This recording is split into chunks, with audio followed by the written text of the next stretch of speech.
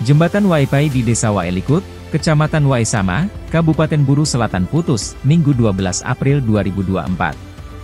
Saat dikonfirmasi tribunambon.com, seorang warga Desa Waelikut, Fandi mengatakan, jembatan itu putus sekitar pukul 5 WIB.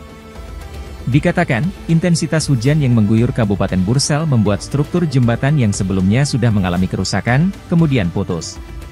Akibatnya, jembatan yang merupakan akses utama bagi masyarakat di 7 desa sekitar menjadi terhambat.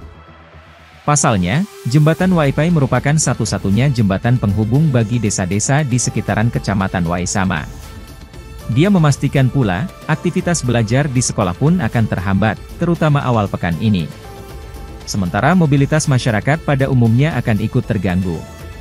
Dikarenakan, kebutuhan pokok masyarakat hanya bisa didapatkan dengan berbelanja di ibu kota kecamatan. Dengan adanya bencana tersebut, diharapkan pemerintah setempat segera mengambil langkah perbaikan akses utama masyarakat Waisama.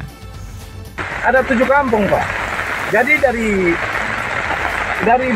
untuk akses jembatan ini 7 kampung, harapannya supaya pemerintah lebih. Download Tribun X sekarang, menghadirkan lokal menjadi Indonesia.